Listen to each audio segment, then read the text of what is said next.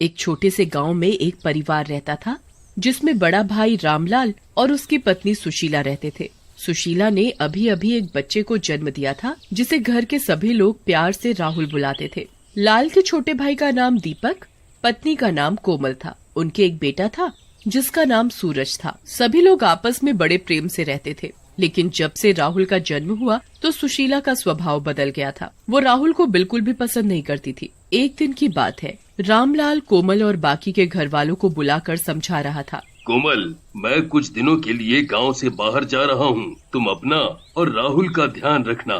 मैं थोड़े ही दिनों में आ जाऊंगा। और दीपक, मैं तुम पर पूरे घर की जिम्मेदारी छोड़कर जा रहा हूँ। मुझे उम्मीद है कि तुम उसे अच्छे से निभाओगे। जी भैया, आप निश्चिंत होकर जाइए। मैं सबका अच्छे से ख्याल रखूंगा। दीपक, जरा तुम अपनी पत्नी को समझा देना कि वो मेरे पीछे से झगड़ा ना करे। जी भैया, आप बेफिक्र होकर जाएं। रामलाल पूरे परिवार से विदा लेकर चला जाता है। मेरी तो इस घर में कोई कदर ही नहीं है। मुझे तो जो कोई आता है वो ही सुनाकर चला जाता है। तुम बाज नहीं आओगी अपनी हरकतों से। मुझे तो बस इस घर में मेरे बच्चे का हक चाहिए और कुछ नहीं। सब कुछ तो तुम्हें और तुम्हारे बच्चे को मिल रहा है, और क्या चाहिए? मैंने कभी तुम्हारे और अपने बच्चे में कोई फर्क नहीं किया, तब भी तुम हमें गलत क्यों समझ रही हो? ये कहकर कोमल रोती हुई अपने कमरे में चली जाती है। मैंने कभी इन दोनों बच्चों में भेदभाव नहीं किया, फिर भी ये मुझे ही दोष दे रही है। इतने में ही राहुल भूख की वजह से रोने लगता है। क्या हुआ बेटा, तुम क्यों रो रहे हो? लगता है तुम्हें भूख लगी है।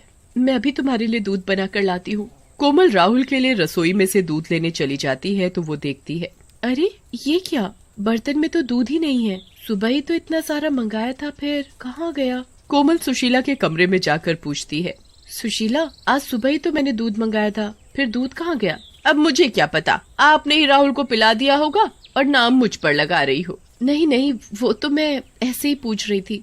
राहुल को भूख लगी है और रसोई में बिल्कुल भी दूध नहीं है। इतने में ही दीपक आ जाता है और वो दोनों की बातें सुन रहा होता है। भाभी, मैं अभी दूध लेकर आता हूँ। दीपक बाजार से दूध लाकर कोमल को दे देता है। उधर राहुल का भी भूख के मारे रो रो कर बुरा हाल था। कोमल जल्दी से दूध बनाकर राहुल को पिला देती है और दूध पीते ही राहुल सो जाता है। भैया के जाते ही तुमने अपने रंग दिखाने शुरू कर दिए। जब भैया आएंगे तो मैं उन्हें क्या कहूँगा? तुम्हें तो बस अपने भतीजे की ही पड़ी रहती है। मेरी और मेरे बच्चे की तो तुम्हें परवाह ही नहीं। जाओ अपने भाई और भतीजे के पास। सुशीला अपने बेटे को दीपक के हाथ से छीन कर ले जाती है और मन ही मन बहुत खिलसती है। जब देखो राहुल, मेरे सूरज का तो नाम ही नहीं लेता। जब से ये राहुल हुआ है ना, मेरे बच्चे की तो कोई कदर ही नहीं रही। अगर ये राहुल ना होता तो सारी जायदाद मेरे सूरज को ही मिलती। पर अब मैं इन्हें ऐसा सबक सिखाऊंगी कि जिंदगी भर याद रखेंगे। पर ऐसा क्या करूं कि सांप भी मर जाए और लाठी भी ना टूटे। हाँ, ये ठीक रहेगा। आज रात को ही मैं ये काम करूंगी। आधी रात को जब घर के सभी लोग सो रहे होते हैं तो सुशीला कोमल के कमरे में जाकर देखती है। यही सही मौका है, दीदी गहरी नींद में सो रही है। मैं राहुल को उठाकर यहाँ से ले जाती हूँ और किसी को कुछ पता भी नहीं चलेगा। सुशीला राहुल को उठाकर घर से बाहर दूर एक रेल की पटरी पर ले जाती है। ले मर, अब देखती हूँ तुझे कौन आकर बचाता है। तेरे जीते जी मेरे बेटे को जायदाद नहीं मिलेगी, इसलिए तुझे मरना होगा। सुशीला राहुल को वहीं रेल की पटरी पर छोड़कर चली जाती है। उसे ऐसा करते हुए एक चुड़ैल देख रही होती है। तभी सामने से अचानक रेल को आता देख चुड़ैल उस बच्चे को बचा लेती है।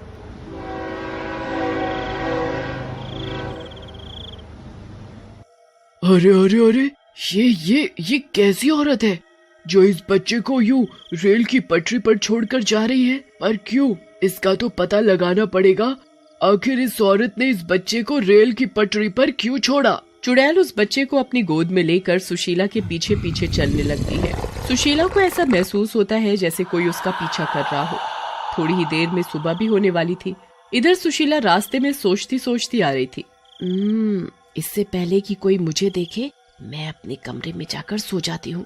और अगली सुबह जब कोमल सोकर उठती है, अरे मेरा रोहन कहाँ गया? रात को तो मेरे पास सो रहा था, फिर कहाँ चला गया? मेरा बच्चा कौन ले जा सकता है? कोमल की आवाज सुनकर दीपक और सुशीला भी उसके पास आ जाते हैं। देखो ना भैया, मेरे रोहन को पता नहीं कौन उठा कर ले गया। ऐसा कैसे हो सकता है दीदी? रात को तो रोहन आपके पास ही सो रहा था, फिर भला उसे कौन ले जा सकता है। सुशीला मन ही मन बहुत खुश हो रही थी। अब राहुल तुम्हें कभी नहीं मिलेगा, उसे तो मैं रेल की पटरी पर छोड़ाई, अब वो वहाँ से कभी लौट कर नहीं आएगा।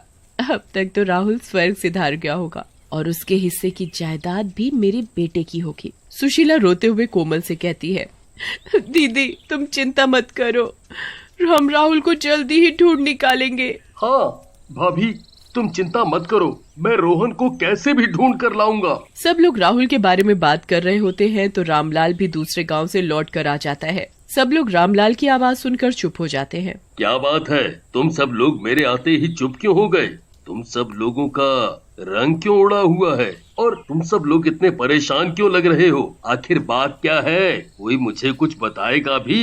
कोमल रोते हुए अपने पति को सारी बात बताती है। मैं थोड़े दिनों के लिए बाहर क्या गया, तुम लोग मेरे बच्चे को ठीक से नहीं रख पाए। हाय मेरा बच्चा इस हाल में होगा, पता नहीं कौन मेरे बच्चे को ले गया। भैया आप चिंता ना करें, मैं अभी पुलिस स्टेशन जाकर रिपोर्ट लिखवा कर आता हूँ। पुलिस राहुल को जल्दी ही ढूंढ निकालेगी। कोमल का रो रो कर बुरा हाल था। कोई जाकर मेरे बच्चे को ढूंढ कर लाओ, पता नहीं कैसा होगा मेरा बच्चा। कोमल चुप हो जा, रो मत, मिल जाएगा हमारा बच्चा, मिल जाएगा।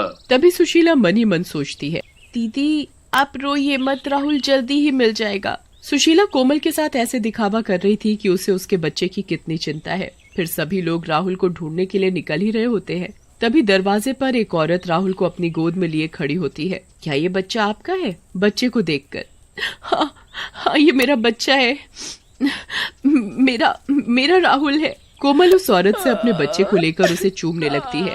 रामलाल भी अपने बच्चे को देखकर बड़ा खुश होता है, लेकिन सुशीला राहुल को देखकर जल भुन जाती है। अरे ये बच कैसे गया? इसे तो मैं रेल की पटरी पर छोड़ाई थी, फिर ये जिंदा कैसे बच गया? ये आपको मिला कहाँ से और आप कौन हो? ये मुझे रेल की पटरी पर पड़ा मिला था। हे भगवान, रेल की पटरी पर इसे रेल की पटरी पर किसने छोड़ा होगा? हाय रे मेरा बच्चा। देखिए, मारने वाले से बचाने वाला बड़ा होता है। आप कहाँ रहती हो और आपको पता कैसे चला कि ये बच्चा हमारा है? जी अभी तो मेरा कहीं भी कोई ठिकाना नहीं है और मैं ढूंढते ढूंढते आपके घर आ गई। जब तक तुम्हारे रहने का कोई ठिकाना नहीं मिल जाता, तुम हमारे साथ हमारे घर में ही रहो। हाँ तुम हमारे साथ ही रहो। पर हम इसे जानते नहीं और हम इसे ऐसे कैसे रख सकते हैं? क्यों नहीं रख सकते? इसने हमारे राहुल की जान बचाई है। चुड़ैल भी उन सब के साथ उनके घर में रहने लगती है। चुड़ैल को पूरा विश्वास था कि सुशीला फिर राहुल को नुकसान पहुंचा सकती है, इसलिए वो राहुल को एक पल के लिए भी अपनी आंखों से दूर नहीं होने देती थी। वो सुशीला पर पूरी नजर रखती थी। एक दिन की बात है, सुशीला आज पूरे दिन यही सोचती रही कि वो राहुल से कैसे पीछा छुड़ाए। रात भी हो जाती है। सब लोग खाना खाकर अपने कमरे में सोने के लिए चले जाते हैं तो सुशीला चुपके से उसके कमरे में जाती है।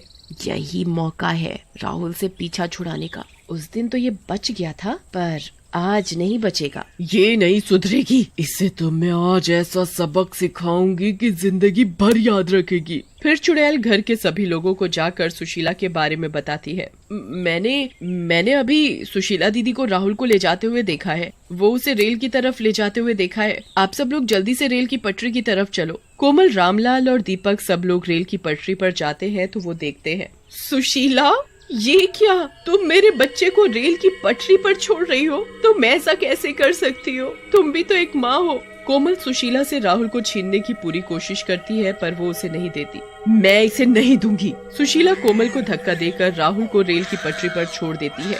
तभी सामने से रेल आ रही होती है तो इतने में चुड़ैल जल्दी से राहुल को बचा लेती है और उसमें सुशीला की दोनों टांगे चली जाती हैं। तभी चुड़ैल सबके सामने आती है। इसने पहले भी राहुल को रेल की पटरी पर छोड़ा था और आज भी इसने ऐसा ही किया। जो जैसा करता है वो वैसा भरता है। तुमने एक चुड़ैल होकर भी मेरे बच्चे की जान बचाई और एक ये है जो अपनी है पर अपनी होकर भी अपनी नहीं हो सकी। मुझे माफ कर दो, मैंने अपने बच्चे के लालच में ऐसा किया। मुझे माफ कर दो, मुझे मेरे किए की सजा मिल गई। अब मेरे जाने का समय आ गया है, मुझे जाना होगा। तभी आसमान से एक बिजली